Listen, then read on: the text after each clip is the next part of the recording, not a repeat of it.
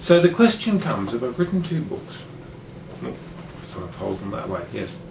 If I've written 2 books, this book is thousands of years ago and this is today. Yet it's very obvious just by looking at the pictures that these 2 books are somehow connected. And the question is, how? Why? Well, I wrote this book first, The Runes of Ire. And, you know, it's a wonderful, rollicking adventure. It's an adventure story in a fantasy setting rather than a fantasy story.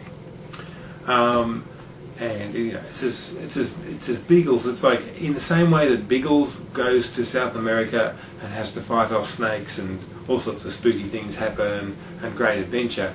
This is the same thing, only it happens, instead of being in South America, it happens in a slightly alternate world.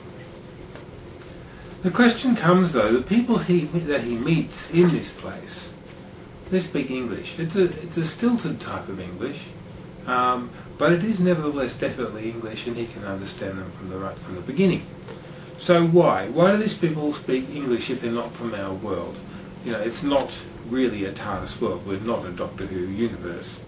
Well, the answer is simply that the first person who entered this world and the people that came with her was this person, Titian.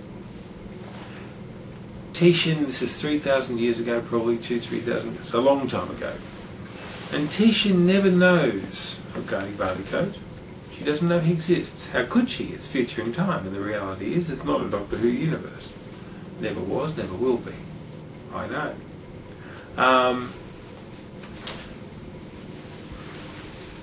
She speaks English, and for a long time our world and this alternate world were connected until 4 yonks ago.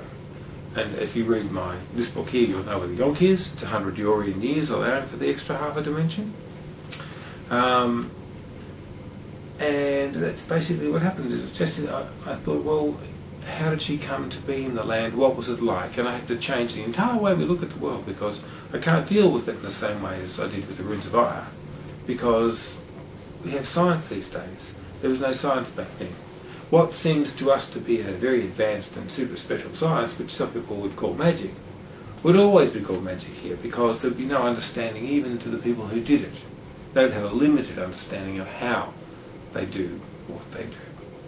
Yeah, that's how it ended up being written. And that ended up with a girl who must have started from the real world, and I had her sitting cold on a log trying to carve a staff, because she thought that druids are cool, and druids are cool. That's where it started, yeah.